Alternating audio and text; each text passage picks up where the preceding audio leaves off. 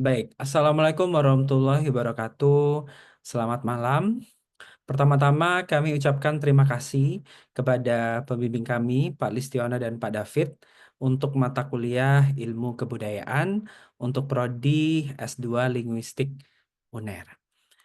Untuk topik yang kita bahas adalah tentang studi mitologis, yaitu tradisi lisan di novel KKN di Desa Penari oleh Simple Man. Sebelum kami mempresentasikan tentang topik kami, kita akan memperkenalkan diri. Saya Dika Prestiawan dan rekan saya Hadi Asrori serta Pratista Safa yang akan mempresentasikan tentang hasil studi yang kita lakukan bersama. Waktu dan tempat saya silahkan untuk Pratista Safa menjelaskan tentang tradisi lisan di Indonesia. Ya, terima kasih kepada Mas Dika untuk waktunya. Pertama yaitu tradisi lisan di Indonesia. Untuk sejarah, tradisi lisan di Indonesia telah ada sejak zaman prasejarah dan terus berkembang dengan pengaruh budaya dari agama Hindu, Buddha, kemudian agama Islam, dan kolonialisme. Tradisi ini berfungsi sebagai sarana penyampaian sejarah, nilai, dan pelajaran hidup. Kekayaan dan keragaman tradisi lisan mencerminkan keragaman budaya dan etnis di Indonesia. Meskipun modernisasi dan teknologi telah mengubah cara penyampaian informasi, tradisi lisan tetap penting dalam kehidupan bermasyarakat. Tradisi lisan juga berfungsi sebagai sumber sejarah, berbentuk kelisanan dan memiliki kaitan erat dengan sejarah lokal. Berikut kemudian yaitu ke jenis-jenis tradisi lisan. Pada jenis tradisi lisan tersebut ialah seperti ungkapan tradisional, cerita rakyat, puisi, dan nyanyian rakyat, dan lain sebagainya. Next. Kemudian mitos sebagai tradisi lisan. Mitos dalam konteks mitologi-mitologi lama mempunyai pengertian atau suatu bentukan dari masyarakat yang berorientasi dari masa lalu atau dari bentukan sejarah yang bersifat statis kekal. Mitos sebagai narasi yang mencerminkan nilai-nilai dan kepercayaan masyarakat. Mitos dalam konteks ini berfungsi untuk menjelaskan fenomena alam dan kehidupan sosial. Mitos dipandang sebagai cerita yang menyampaikan bagaimana makna simbolis tersebut, memberikan panduan moral, dan menghubungkan manusia dengan dunia supernatural. Kemudian data yang digunakan yaitu novel yang berjudul KKN di Desa Penari yang diterbitkan oleh Simple Man. Kami memperoleh data dengan membeli novel KKN di Desa Penari pada tanggal 18 Oktober 2024 di toko online yaitu Society Agency yang dalam kondisi baru dan dikirim di tanggal 19 Oktober 2024.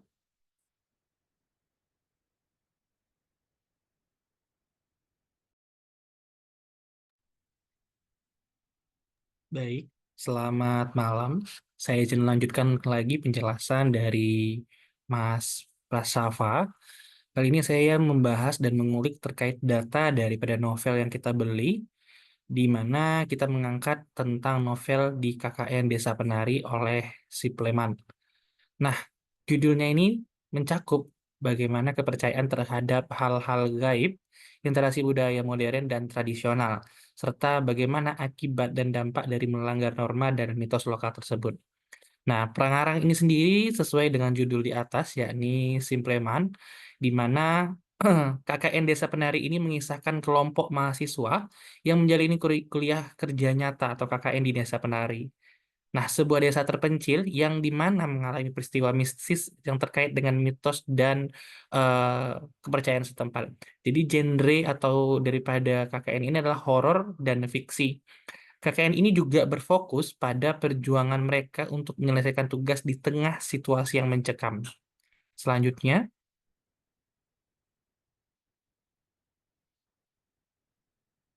nah, saya akan coba memberikan beberapa contoh terkait mitos di KKN Desa Penari dan bukti mitos di novel KKN itu sendiri. Selanjutnya, nah, mitos-mitos yang berada di dalam novel yang kita kulik, kita cari, dan kita bedah. Pertama, tentang mitos kopi. Mitos kopi ini nanti rambut yang tidak terduga oleh Badaruhi atau sesajen dan tapak kilas Kemudian yang kedua terkait kegiatan malam pertama, di mana malam pertama KKN ini kan memang harus diisi dengan kegiatan-kegiatan positif dan baik seperti doa bersama atau syukuran dan lain sebagainya. Nah, melanggarnya dipercaya membawa kesulitan dalam pelaksanaan program KKN ke depannya, seperti itu. Ketiga, tentang pawang hujan. Nah, jadi setiap KKN ini harus memiliki pawang hujan untuk mencegah berbagai macam situasi dan keadaan, baik itu cuaca buruk yang dapat mengganggu acara atau prosesi agenda yang akan dilaksanakan, contohnya dalam tokoh pemandu KKN tersebut. Kemudian yang keempat, makam tertutup kain hitam. Nah, mungkin teman-teman bisa melihat baik di film ataupun di novel, kita menemukan terkait makam tertutup kain hitam, di mana nisan yang dililit kain hitam itu dipercaya sebagai tanda tumbal atau persembahan. Jadi mereka ini meninggalnya atau wafatnya mati secara tidak wajar seperti itu. Makanya ditandai dengan kain hitam. Nanti akan dikulik lebih dalam lagi oleh presentasi selanjutnya. Kemudian yang kelima terkait Badarauhi, yakni sosok mistis penjaga alam gaib, di mana dikabarkan bahwa sebagai penjaga jin. Jadi Badarauhi ini sebagai jin yang dapat berubah wujud ular dan biasanya kegiatan dia biasanya itu menari. Makanya disebut dengan penari. Jadi makanya Badarauhi lebih identik kepada ular dan penari seperti itu. Lanjut.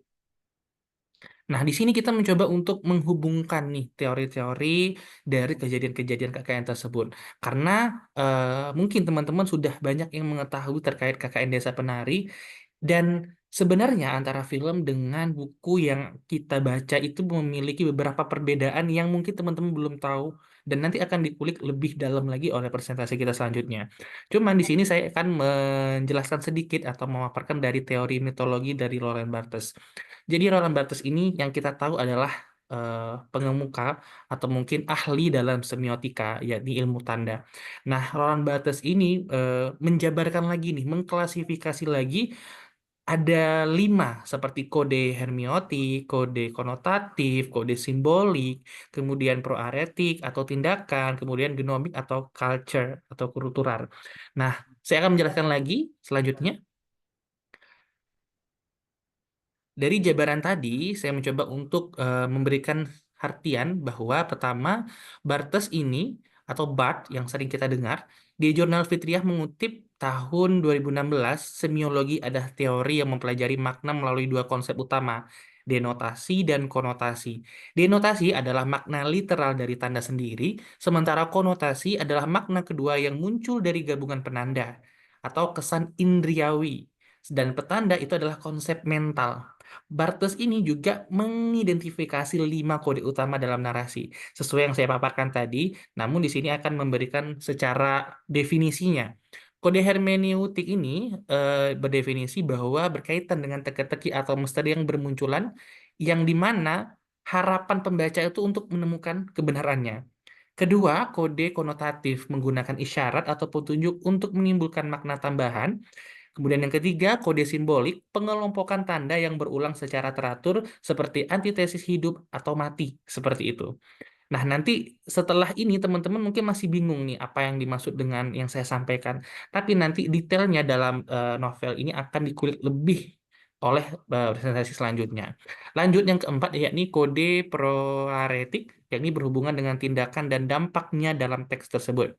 Dan yang kelima, kode genoma. Kode genomik atau culture atau kultural yang mengacu pada hal-hal yang diketahui dan dikodifikasi oleh budaya. Seperti itu. Baik, terima kasih untuk Mas Hadi sudah menjelaskan tentang teori-teori oleh Barthes. Tadi ya sudah dijelaskan sangat bagus sekali oleh rekan saya yaitu Hadi dan Pras. Nah, sekarang kita akan mengutip ya beberapa mitos-mitos yang ada di pada novel yang kita sudah baca dan kita sudah beli ya datanya di online shop ya di Tokopedia. Nah, yang pertama adalah di sini ada sebuah mitos ya tentang kain hitam di kuburan. Yaitu kita bisa lihat di halaman 31. Nah, di sini kita bisa mengatakan bahwa ada kutipan yang mengatakan hingga Bima tiba-tiba bertanya, "Mohon maaf, Pak, kenapa di beberapa batu nisan dibalut sebuah kain hitam?" Ternyata memang ada beberapa batu nisan yang dibalut kain hitam seakan menjadikannya dapat berbeda dengan batu-batu nisan yang lain di halaman 32. Nah, di sini kita bisa menemukan kode hermeneutik yang sudah dijelaskan oleh Mas Hadi tadi, yaitu ada sebuah teka-teki atau misteri yang dimunculkan ya.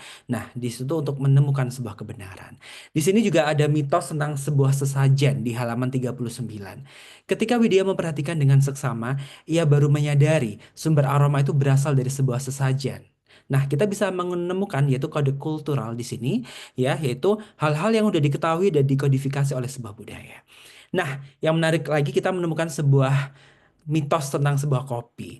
Kopi ireng adalah kopi yang biasa kami gunakan ya untuk memberi sesembahan kepada nenek moyang seperti itu. Nah, kita lihat di sini ya bahwa dia dikatakan juga bahwa kabar yang pernah saya dengar bangsa halus suka sekali dengan kopi itu karena bagi mereka kopinya terasa manis. Nah, di sini kita bisa menemukan kode periodik yaitu berhubungan dengan sebuah tindakan dan dampaknya dalam teks seperti itu. Ditemukan juga rambut yang tidak diduga atau diartikan dengan diincar jin atau disantet di halaman 70 di novelnya. Anton bereaksi, "Wit, kata kakekku, kalau kita menemukan rambut di tempat yang tidak diduga-duga seperti itu, biasanya kalau tidak diincar jin ya disantet oleh orang yang nggak suka." Nah, di sini kita bisa menemukan kode hermeneutik, yaitu adalah berkaitan dengan teka-teki atau misteri yang belum terpecahkan. Berikutnya, ada juga mitos tentang jelmaan ular ya di halaman 74 di novel. Dikatakan bahwa ia mencari Widya tapi tidak menemukan keberadaan Widya. Saat ia di dapur, ada segerombolan warga yang masuk. Mereka bilang mencari ular, tapi Ayu bercerita tidak ada ular di sini. Hal itu tentu saja membuat semua orang bingung. Nah, kita bisa menemukan kode hermeneutik di situ. Dan juga ditemukan sebuah mitos tentang Badarawuhi di halaman 117 dan 166. Iya, sinden kembar. Ada kolam serupa, tapi kolam itu sengaja disembunyikan karena dihuni oleh sosok makhluk yang sudah lama tinggal di hutan ini. Namanya adalah Badarawuhi, yaitu Ratu Ular Kidul, ucap Mbah Buyut. Di situ ada sebuah kode gnomik yaitu yang udah dimodifikasi atau dikodifikasi oleh sebuah budaya. Nah, di situ juga ditemukan ada sinden dan ular di halaman 98. Yang paling mengerikan, salah satu warga pernah ada yang memberitahu dia bahwa sinden ini ada penunggunya, yaitu seorang wanita penari. Konon wanita penari ini biasa berwujud menjadi ular yang besar. Hal itu membuat Widya ngeri sendiri. Nah, kita bisa menemukan kode proeretik di situ, yaitu dijelaskan bahwa yang berhubungan dengan tindakan dan dampaknya dalam teks. Nah, di situ juga ditemukan mitos tentang tapak tilas di halaman 103, 104, 108, 112, 114, dan 121. Dikatakan bahwa firasat Widya semakin buruk. Ia merasa Bima benar-benar masuk ke sana. Tapi untuk apa dia ke sana? Widya pun bergegas mengejarnya. Ia merangkak naik ke lereng, lalu masuk ke tempat itu, sebuah tempat yang biasa dipanggil warga desa dengan nama tapak tilas. Di situ di halaman 103 dikatakan bahwa terdapat kode konotatif ya yang mengatakan bahwa ada isyarat atau petunjuk yang menimbulkan sebuah makna tambahan. Nah, di situ juga ada kode konotatif ya. Sebelum memasuki tapak tilas, Widya melihat larangan itu, gapura yang diikat dengan kain hitam dan merah, kain yang sama persis dengan kain yang digunakan pada nisan perkuburan warga desa.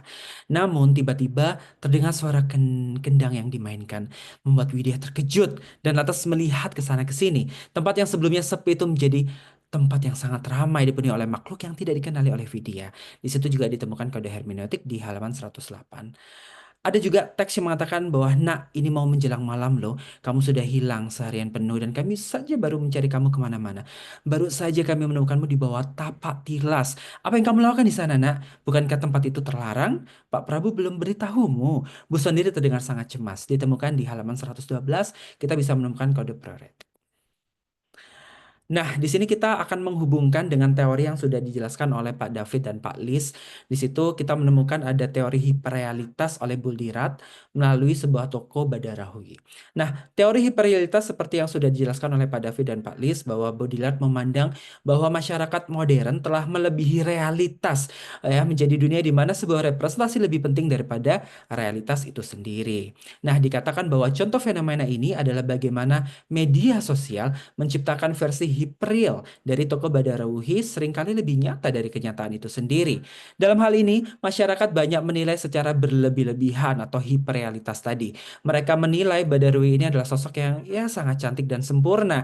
Sedangkan pada novel, Badarawuhi diceritakan merupakan sosok makhluk halus yang tentunya uh, representasinya sangat dilebih-lebihkan oleh masyarakat modern. Namun masyarakat banyak yang melebih-lebihkan dari kenyataan yang ada, bahkan mereka menginterpretasikan dan menjadi sosok Badarwi sebagai makhluk yang sempurna pada media sosial.